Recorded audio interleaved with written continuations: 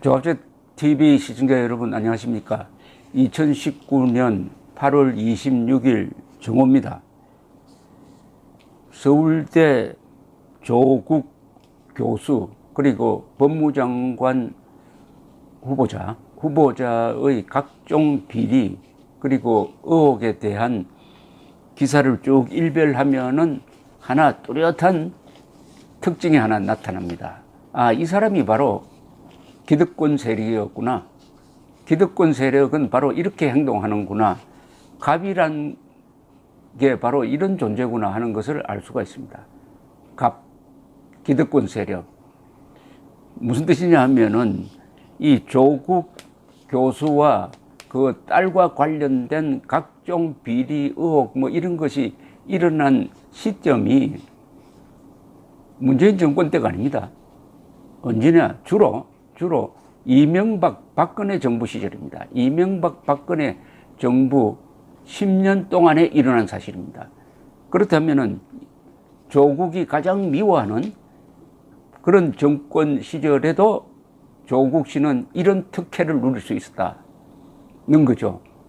그것은 영원한 갑이라는 이야기입니다. 문재인 정권 때가 아닙니다. 이명박 박근혜 정부 때 이런 비리와 의혹과 특권과 특혜를 누릴 수 있었다면은 그때도 갑이었다는 이야기죠. 그때 무슨 핍박받은 것처럼 행세하는데 참 가소롭습니다. 그 중에 하나가 지금 어떻게 보면 이게 부산 대학에서 장학금 받은 것보다 더 문제가 많고 먹튀 논란이라고 그러는데 이 먹튀가 맞죠. 먹고 튄다는 이야기고 사실은 횡령이죠. 횡령입니다. 횡령이란 것은 A 목적으로 쓰여져야 될 돈을 B 목적으로 쓰고 그것을 개인적으로 착복하는 걸 의미하는 건데 요약하면은 서울대학교 환경대학원에 입학해가지고 장학금을 2번 받고는 환경대학원에 다니지 않고 부산대학교 의학전문대학원에 가버렸다는 겁니다. 그러면 장학금을 왜 줍니까? 그럼 그 장학금이 시험 준비 지원금이 돼버린 거 아닙니까? 그럼 그런 목적으로 이 장학금을 만든 사람들이 동창회입니다. 서울대학교 동창회가 그럼 그 돈이 많아가지고 다른 대학 수험 준비 학생한테 돈을 대줍니까? 이때 조국 씨가 서울법대 교수였어요. 그럼 어떤 영향력을 행사했느냐? 이걸 캐 들어가면은 이거는 형사적 문제도 될 수 있다고 보는데 이 흥미로운 것은 지금 조사를 하고 있는데 이게 오리무중이랍니다. 서울대는 조국 법무부 장관 후보자 딸이 2014년 서울대 2014년 박근혜 정부 시절입니다. 2014년 서울대 환경대학원에 입학 후 연속 2번 장학금 802만 원을 수령한 경위에 대하여 진상조사를 했지만 아무런 결론을 내리지 못했다. 왜냐? 대학본부와 환경대학원 등에서 장학금 추천 교수가 누구인지 등을 조사했지만 오리무중이다라고 오세정 총장이 조선일보 기자와 통화를 하면서 이야기를 했다는 겁니다. 매우 난감한 상황이다.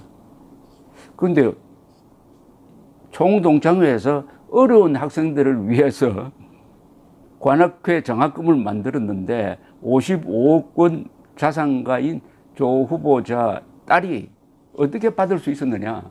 또 받고 성실하게 공부하는 데 쓰지 않고 그냥 받아 먹고는 부산대학으로 튀어버렸다.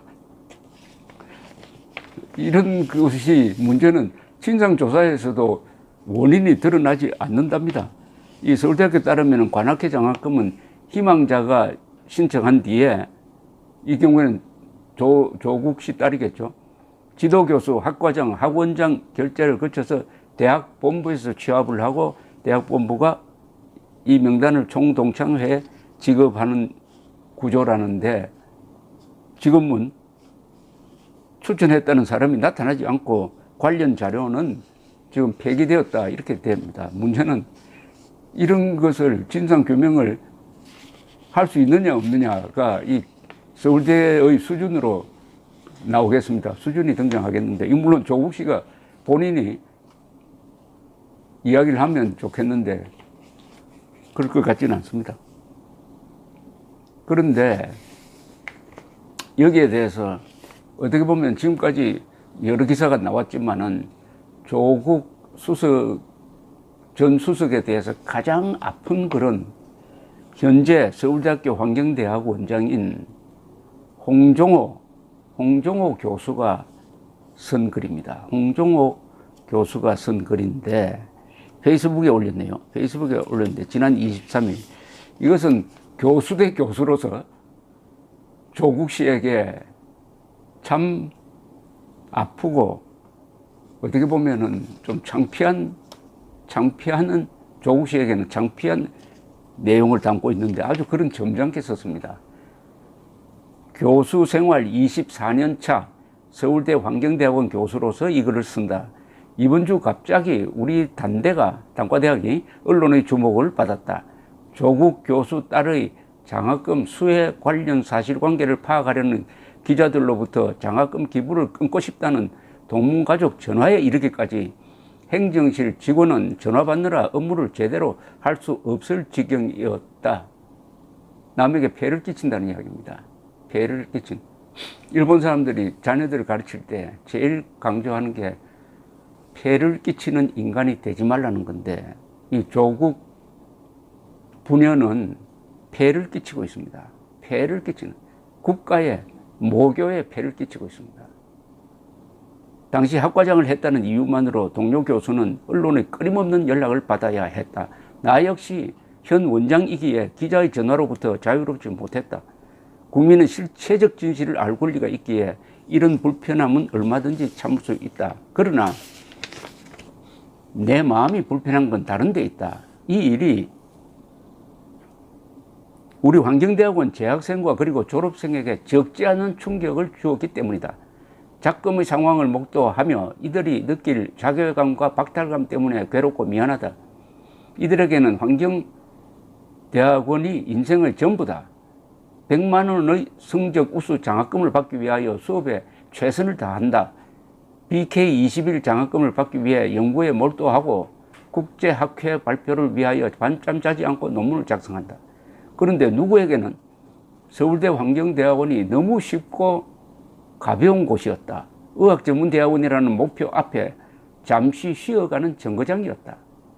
통상 입학 후 1년 동안 한 학기 서너 과목을 듣는 환경대학원에서 이 학생은 첫 학기 3학점 한 과목을 들었다. 입시 준비할 시간을 가지려 했을 거라 짐작한다. 그것도 좋다고 치자. 원래 목표가 의학전문대학원이었으니까 대신 2학기 장학금은 신청하지 말았어야 했다. 이 말은 뭐냐면은 조국 딸이 2014년 서울대 동창회가 운영하는 장학재단인 관악회로부터 2학기 연속 802만 원의 전액 장학금을 받았다는 이야기입니다. 홍 원장은 이렇게 썼습니다. 서울대 환경대학원의 교육과 연구 이념에는 공공성이 강하게 배어 있다. 이 학생이 2014년도 전기 입학식에 와 있었는지 알 수 없지만은 만약 그 자리에서 공공성을 언급하는 원장의 축사를 들었다면 그 순간 어떤 생각이 들었을까 싶다. 46명이 지원하여 12명만 합격했다는 겁니다. 합법과 불법의 문제가 아니다. 세상에는 사람들이 공유하고 공감하는 훨씬 큰 가치가 있다. 조 후보자에 대해서도 이렇게 썼습니다. 조 교수는 정의를 최고 가치로 삼는 서울대 법학전문대학원의 교수다. 2014년 자신의 딸의 1년의 의사결정과 행태를 보며 무슨 생각을 했는지 묻고 싶다. 다수의 학생을 떨어뜨리고 입학한 대학원에서 한 과목 수업을 듣고 1년간 800만 원이 넘는 장학금을 받은 꼴이 되었다. 조국 교수가 집에서 자식을 이렇게 가르쳤을 거라고 생각하지 않지만 평소 조 교수가 밖에서 한 주장과 안에서의 행동 사이에 괴리가 너무 커 보여 마음이 몹시 불편하다.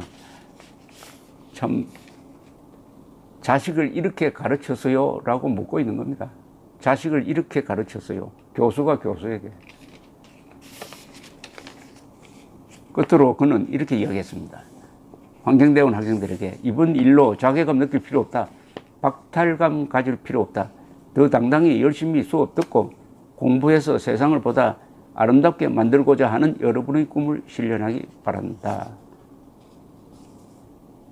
우리 교수들도 더 열심히 가르치고 연구해서 여러분이 정말 자랑스러워할 수 있는 서울대 환경대학원이 되도록 최선을 다하겠다. 조국 교수와 딸은 국가와 모교와 동문들에게 그리고 같은 세대를 살고 있는 사람들에게 폐해를 끼치고 있습니다. 폐해를 끼치는 인간이 되지 맙시다. 감사합니다.